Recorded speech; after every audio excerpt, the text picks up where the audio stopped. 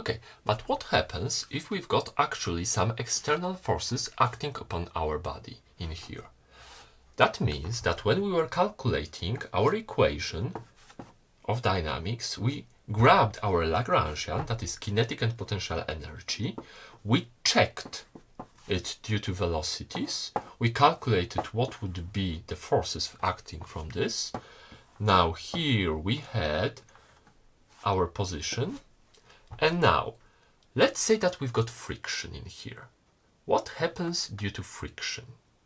If I've got a friction acting in this system, that means, well, that it's usually a force somewhere here.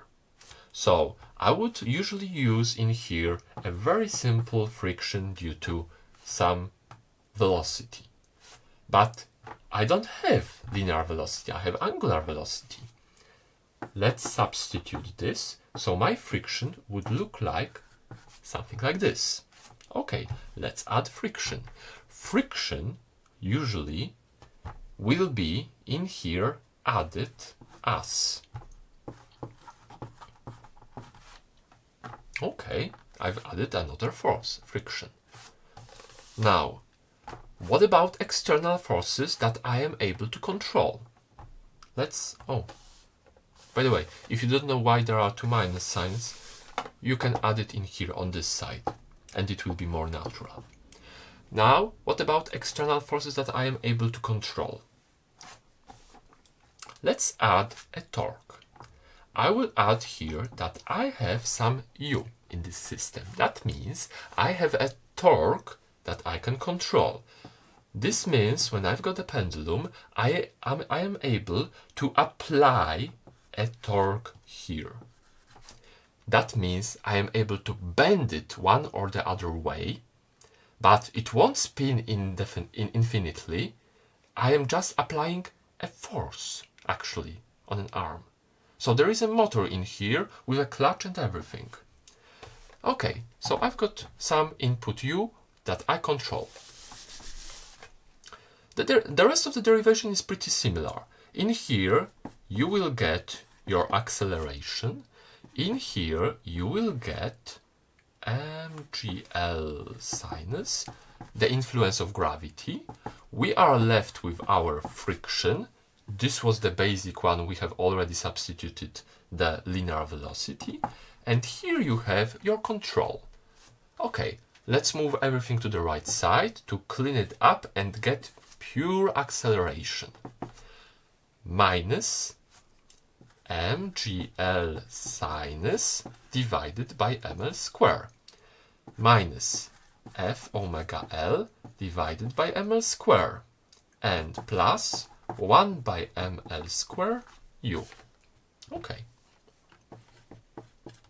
This means the influence from the gravity that will be left here would be minus g divided by L sinus theta. The friction with a friction coefficient would be, I will substitute this for the velocity for a moment, 1L, I think there should be another L in here somewhere, minus F divided by M. Oh yeah, I forgot about the second L, I suppose. I'm sorry. I'm always forgetting something in here. So, both L are actually out, and I am left with 1 divided by ml square u, my torque. Okay. That's pretty much it. So, oh, sorry, I forgot about the theta with a dot. That means I've got my dynamics equation for my pendulum. Okay, with that in place, I can right now try to again calculate my states that I will be using for my simulation.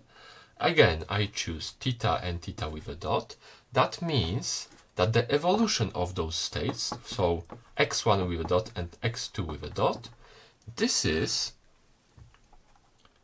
x2 minus gl sinus x1, this is it, now friction, minus F divided by M, this is x2, okay, and this is just 1 ml square u. Okay, I can now simulate it and see how it behaves actually.